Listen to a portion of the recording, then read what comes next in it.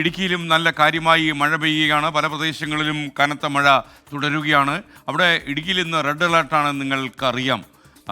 ഈ വിനോദ സഞ്ചാര കേന്ദ്രങ്ങളിലേക്കൊക്കെ യാത്രക്കാർക്ക് വിലക്കുണ്ടോ എന്നറിയാൻ രാഹുൽ വിജയൻ നമുക്കൊപ്പം ചേരുന്നു. Rahul, good morning. രാഹുൽ, എന്താണ് ഇടുക്കിയിലെ പൊതുവെയുള്ള ഒരു സ്ഥിതി?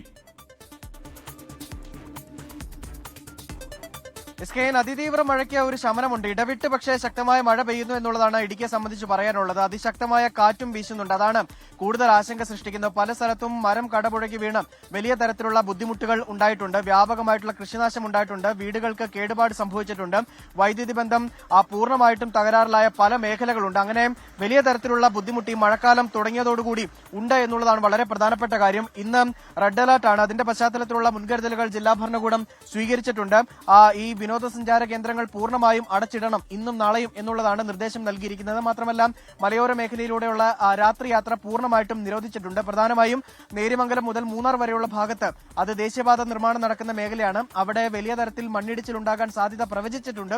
ഈ സാഹചര്യത്തിൽ അതുവഴിയുള്ള യാത്ര പൂർണ്ണമായിട്ടും ഒഴിവാക്കണമെന്ന്, അനാവശ്യ യാത്രകൾ പൂർണ്ണമായിട്ടും ഒഴിവാക്കണമെന്ന് നിർദ്ദേശമുണ്ട്. ഇനിയും അണക്കെട്ടുകളാണ്. അണക്കെട്ടുകളിലെല്ലാം തന്നെ ജലനിരപ്പ് ഉയർന്നിട്ടുണ്ട്.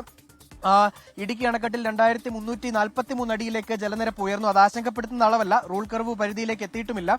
മുല്ലപ്പെരിയാർ അണക്കെട്ടിൽ 128 അടിയാണ് ജലനിരപ്പ്. മറ്റ് ചെറു ഡാമുകളെല്ലാം തന്നെ പരമാവധി സംഭരണ ശേഷിയിലേക്ക് എത്തിയിട്ടുണ്ട്. നമ്മൾ ഈ ദൃശ്യങ്ങളിൽ കാണുന്ന ഡാം ഇരട്ടയാർ ഡാമാണ്. ഇതും റെഡ് അലർട്ട് പരിധിയിൽ ജലനിരപ്പ് ഉയർന്നിട്ടുണ്ട്. പക്ഷേ ഇതിന്റെ ഷട്ടറുകൾ തുറക്കില്ല. അഞ്ചുരുളി ടണൽ വഴി ഇടുക്കി ജലാശയത്തിലേക്ക് ഇതിന്റെ വെള്ളം കൊണ്ടുപോവുകയുള്ളൂ. അതുകൊണ്ട് തന്നെ ഈ ഷട്ടറുകൾ തുറക്കുന്ന ആശങ്ക ഈ ഇരട്ടയാറിൽ വേണ്ട എന്നുള്ളതാണ് വളരെ പ്രധാനപ്പെട്ട കാര്യം. പിന്നെ ഉള്ളത് പൊന്മുടി ഡാമാണ്.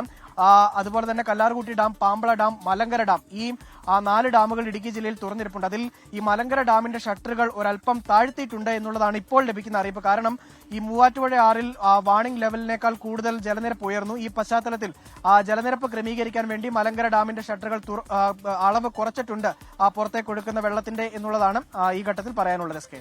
ഓക്കെ, രാഹുൽ വിജയനാണ് വിവരങ്ങൾ നൽകിയത്.